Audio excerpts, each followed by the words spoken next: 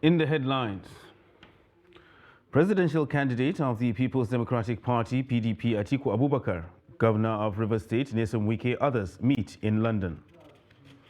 NNPP accuses APC of masterminding shutdown of its Maiduguri secretariat ahead of visit of its presidential candidate. 25-year-old student in police net for murder in Katsina. And on the foreign scene, Putin signs decree to increase size of Russian armed forces. Hello and welcome to Trust TV News Update. I am Ibrahim Yusuf.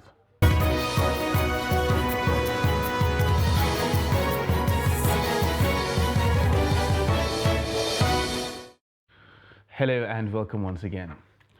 The presidential candidate of the People's Democratic Party, PDP, Atiku Abubakar, has met with Governor Nyesom Wike of Rivers State. The meeting took place in the United Kingdom, but at the time of filing this report, details of the meeting have not been officially disclosed. However, it is believed that it has to do with the 2023 general elections. Meanwhile, former President Olusegun Obasanjo on Thursday met with embattled Rivers State Governor Nyesom Wike and presidential candidate of the Labour Party, Peter Obi, in London. Also, 3 PDP governors, Samuel Ortom of Benue, Okezie Ikpeazu, Abia, and Seyi Makinde of Oyo State was seen in a viral picture attending the London meeting. The meeting also attracted former Cross River Governor Donald Duke and Senator Olaka Nwogu. In the meantime, presidential candidate of the People's Democratic Party, Atiku Abubakar, has flown to the United Kingdom in an attempt to salvage his relationship with Rivers State Governor Nyesom Wike. Wike had reportedly met with presidential candidate of the All Progressives Congress, Bola Ahmed Tinubu, on Tuesday, perhaps exploring his options ahead of the 2023 elections. Although the governor has vowed not to leave the PDP, some believe he is not motivated enough to throw his weight behind Atiku's campaign to become president. And still talking politics, the police in Borno State have sealed the secretariat of the state chapter of the New Nigeria People's Party, NNPP. The incident happened in the early hours of Thursday when dozens of policemen stormed the NNPP secretariat along a Baganaram area of Maiduguri. As at press time, there was heavy police presence at the office. Meanwhile, the NNPP candidate for Borno Central Senatorial, Atom Magira, told Daily Trust in a telephone interview that he was arrested by the police when he visited the party secretariat to confirm the sealing of the party office. Reacting to the incident, the Borno State NNPP governorship candidate Umar Al-Kali and the state party chairman Muhammad Mustafa alleged that the move is a calculated attempt to thwart the expected visit of the presidential candidate Rabiu Kwankwaso for the commissioning of the secretariat on Saturday. If the APC government knows that they are popular, why are they fighting us? Exactly. If not they are popular, why are they fighting us? That's the most important thing. They shouldn't fight us. This is democracy. That's the reason why the government provided so many platforms for people to contest. It's all about interest. So if the review are not good, then fine and good. They will come and take away the government from you. And then we give people what they wanted. Yeah. That's exactly what we're saying. And apart from that, Kwankwaso has been to Nasarawa, he has been to Kaduna, he has been to so many states, and we accompanied him, and we have never seen such a nature in all the states. We have never seen it. I want to tell you that all the political parties here are having their party secretariat in residential area. Take a look at the party secretariat in the APC. It is situated along Jari Gama House. It is a residential area. The party secretariat of the PDP is also located in a residential area. In the meantime, Borno State Police Commissioner Abdu Umar justifies the sealing of the NNPP offices. He, however, denies arrest of the senatorial candidate or plans to stop the visit of his presidential candidate to Maiduguri. There was a letter from the urban planning that the party officials should revert that property to its original purpose, which is residential, and eventually it was not reverted, and they go ahead to open a political to establish a gigantic office for the candidate. You see, even in my office, just to go out, you see him. Okay. You see him sitting down. We shook hands just now. And people are having this insinuation that the man has been arrested for what? And this is, I've told you, this is the approval. I've given approval for their commission. But if the place is going to be the wrong place, and he has told us they are going to resolve the matter amicably. It's not police issue. Meanwhile, the Rabiu Musa Kwankwaso Media Office has urged supporters of the party to remain calm, law-abiding and continue with preparation towards receiving the party's presidential candidate in Borno on Saturday, the 27th of August 2022. A statement by Muyiwa Fatosa described the action as unacceptable and condemnable in its entirety, adding that it sends a wrong signal as the nation enters a critical stage of the electioneering period. He called on Borno State government to unseal the party's office and direct the security operatives stationed there to vacate the premises.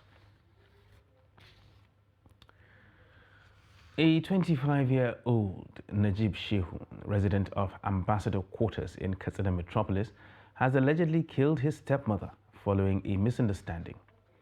Najib Shehu, a university student, had a misunderstanding with his 60-year-old stepmother, Asiya Muhammad, leading to her death. Abdullahi Yamadi has details. At the height of the misunderstanding with his stepmother, Najib Shehu rushed to the kitchen and grabbed a pestle with which he hit his stepmother Asiya severely on the head. Following this encounter, the victim Asiya Muhammad was beaten to the point of coma and rushed to the hospital where doctors confirmed her dead. On Thursday, when he finished praying me and my father, then he come outside the room. When I go through to enter the kitchen, I just found a Mama Eke suddenly in front of me with its pistol on her hand, whereby I never even talked to anyone, so that even she said that I do anything to her. Then I turned back and talking to my father, saying that Mama Eke comes with this heavy stick and I have no any conflict with her. Then my father come across inside between us when she actually hit that too. She tried to have it on my legs, whereby my father entered between us. Then that's what caused fracture to my father. She starts again for third time towards my head. Then I lucky enough raised my hands and I received the stick, the heavy stick. Then unfortunately the heart gets towards anger. Then I hit her in the heart. That caused her to death. As if it was all over. But from nowhere, Najib also descended on his father, Malam Shehu, and beat him, as a result of which he sustained injuries including a fracture on his leg. Najib's father, Malam Shehu, is currently recuperating at the Federal Teaching Hospital in Katsina. The suspect is to be arraigned before the court for prosecution after police investigation. He's been arrested. He's here with us. He has confessed to the commission of the offense, and he will be arraigned in court as soon as possible. Katsina State has been battling with miscreants, popularly known as Kaurai, who frequently unleash mayhem on the innocent people, especially within the metropolis, for decades.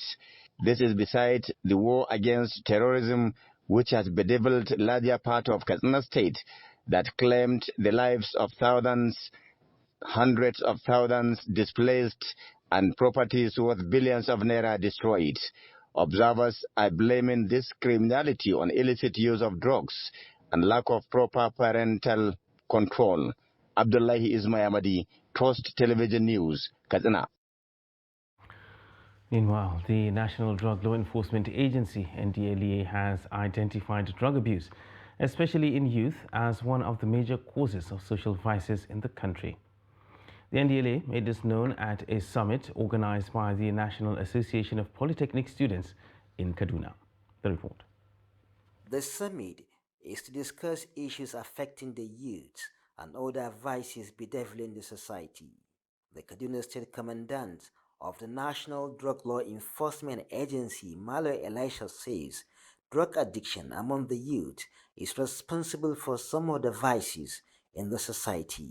You can even note that those who are, taken into captivity by kidnappers, they usually even demand for drugs. So that means this issue has gone so far that if all and sundry will not come up to have a collective responsibility in terms of stamping out this drug menace in our society, definitely our streets will never be safe for anyone to walk freely. Director Kaduna Polytechnic, represented by Dr. Aliyu Ibrahim, called on the youth to desist from drug abuse, which he said has negative effect on their future. I advise all students to desist from drug abuse. If you have a friend who is involved in that, you need to call the authority to let them know that this is what he's doing, so that he will not lure others into doing the same thing. Your future is important, the future of the nation is important, and the future of Nigeria depends on the youth. If the youth are destroyed at early age, then it becomes difficult for Nigeria to attain all its developmental goals. The national president, National Association of Polytechnic Students, Anidi Samuel, called on both the federal government and ASU to call off the industrial strike that has kept students at home for several months.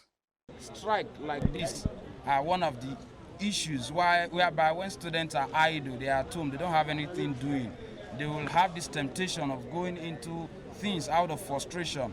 So I'm also using this medium to call on the federal government and everyone they ask you to put heads together and ensure that our students, our brothers who are in the universities, they return back to campuses as quickly as possible. The student union further admonished the youth to shun drugs and also preach against it to reduce issues of drug abuse among young adults. Bella Musa, Trust TV News, Kaduna. The Nigerian Army Women Corps will commence a 7-day field training exercise for its troops from Saturday in Giri Gwagwalada General Area of Abuja. Statement signed by the Assistant Director, Army Public Relations, Nigerian Army Women Corps, Captain Hashim Abdullahi, said the exercise is designed to test the troops' leadership skills, physical fitness, teamwork, military operations other than war, among other military drills. The exercise will also provide a platform to certain troops' preparedness towards supporting all the Nigerian Army's engagements. The statement said communities living around Gwagwalada, Giri, Tungamaji, Anagada, Gudumba in Abuja are enjoined not to panic on seeing mass movement of military personnel, vehicles and equipment in the area from Saturday to Friday, September 2nd.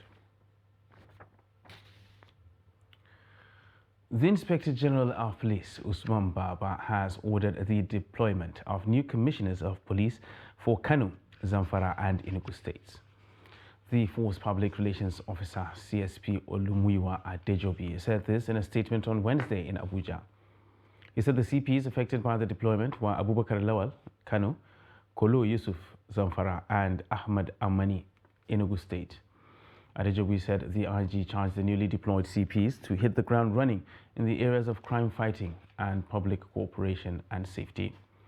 The IG called on the public to support and cooperate with the new police helmsmen to enable them perform optimally on their mandate, adding that the postings were with immediate effect. You're watching Trust TV News Update. And still to come on the news, why Nigerians should stay away from northern Cyprus. Details of this and more after the break. Do stay with us.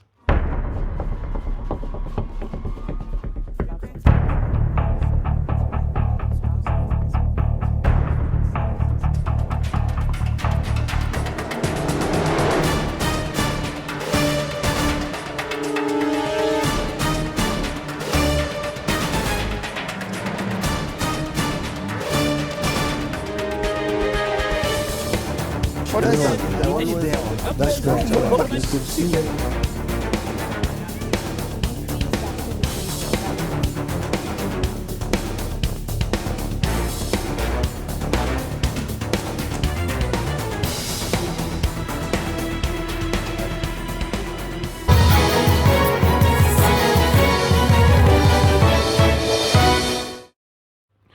Welcome back, and thanks for staying with us on Trust TV News Update.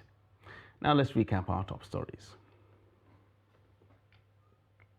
Presidential candidate of the People's Democratic Party, PDP, Atiku Abubakar, Governor of Rivers State, Nyesom Wike, and others meet in London. And you also heard that the NMPP accuses the APC of masterminding shutdown of its Maiduguri Secretariat ahead of the visit of its presidential candidate. And in other news now, the Federal Capital Territory Administration has been called upon to refrain from enforcing evictions without following due process and creating alternatives for members of the affected community. Global rights body Amnesty International made the call following demolition exercises by the FCTA as part of efforts to curb criminality within the FCT. Trust TV's Aisha Salihu reports. The forced eviction and demolition exercise carried out by the Federal Capital Territory Administration on 17th August 2022 rendered some Durumi 3 community members homeless, many of them without livelihoods. This has exposed many to inhuman conditions as they struggle with human rights violations due to lack of basic necessities like housing, food, water, health, education, and work. These are some of the concerns of the global human rights body, Amnesty International. Community members say apart from providing security, the authorities pressured them to vacate their ancestral homes for some real estate developers who claim the long-standing indigenous village had been allocated to them. The Federal Capital Administration has not even come to our aid to say, okay, we are going to relocate you. We are not saying that we will not go. If they can relocate us, we will go and leave their land. But this thing that they are doing, we don't even know where to go. We don't know our fate from this place. And that is the question we are asking today. What will be our fate? Amnesty International says it is monitoring the situation while educating community members on their human rights, among other intervention engagements through the FCTA. We also intend to highlight some of the cases that have come out from here, people that have lost their homes, their documents, those whose source of livelihood has been disrupted. We intend to launch a campaign which will raise awareness of this issue of safe housing in Nigeria and using the Durumi 3 experience to show current impact of government policies when it does not follow the due diligence and what is expected under international law.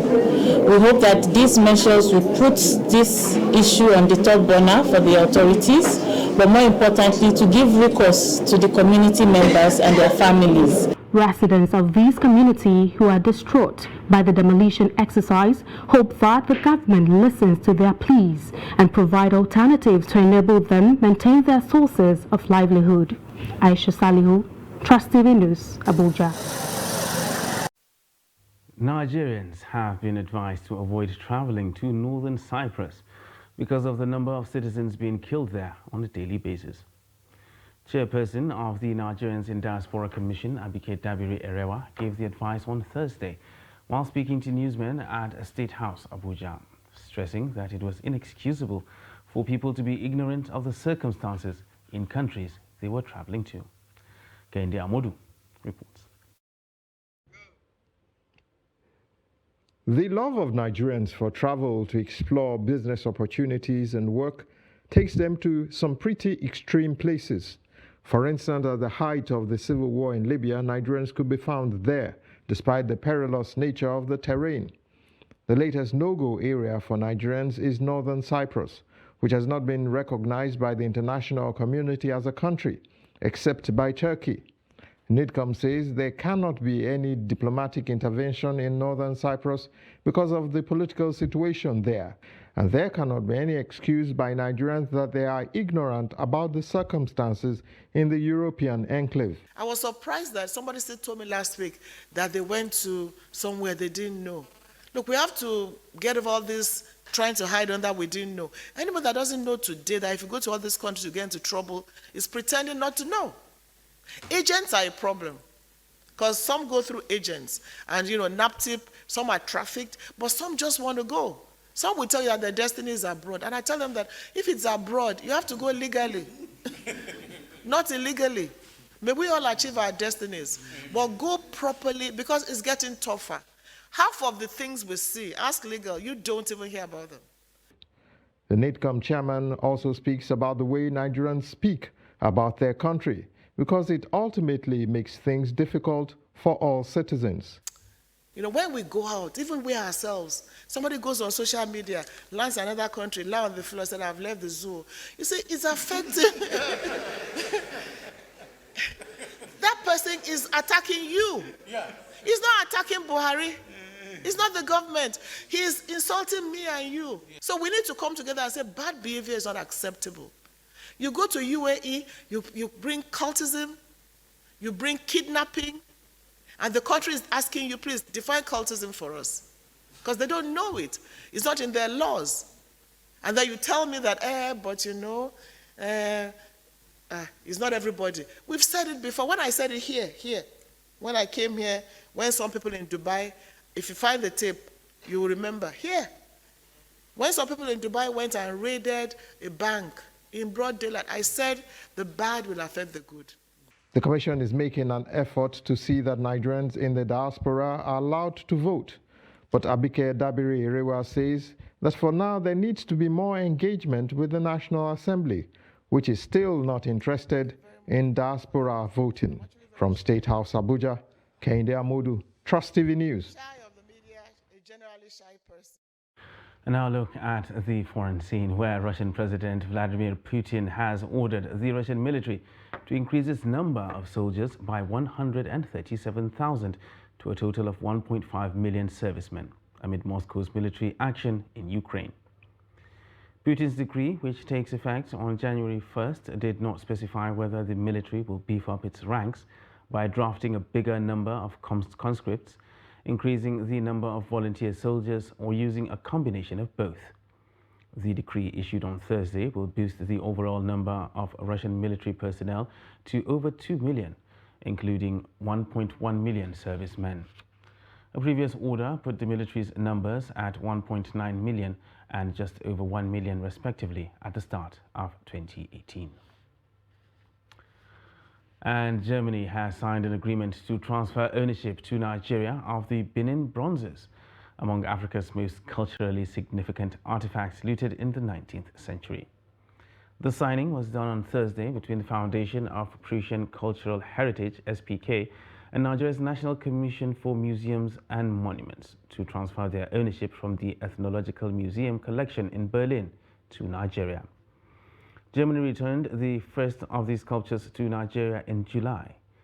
Thursday's agreement, which the SPK described as the most extensive transfer of museum artifacts from a colonial context to date, covers 512 objects which ended up in Berlin in the aftermath of the 1897 looting. And 2 women have filed lawsuits in the United States after accusing ex-heavyweight world boxing champion George Foreman of sexual abuse in the 1970s. The women say they both met Foreman as children, as their fathers were boxing associates of the now 73-year-old. One accused Foreman of grooming her when she was 8 and having sex with her when she was 15, while the other accused him of sexually abusing and raping her when she was 15 and 16 years old. Foreman has denied the allegations, and in a statement in July, when the allegations first became public, he said over the past 6 months, 2 women have been trying to extort millions of dollars each from him and his family, adding that they are falsely claiming that he sexually abused them over 45 years ago in the 1970s. Foreman won Olympic gold in 1968 and the world heavyweight title for the first time in 1973, beating the then undefeated Joe Frazier. He twice defended his title before being beaten by Muhammad Ali in the iconic Rumble in the Jungle in 1974. He won a second world title 2 decades later, aged 45. And that wraps up Trust TV News Update for this hour. For more news, you can subscribe and follow us across all our social media platforms. I am Ibrahim Yusuf. Thanks for watching.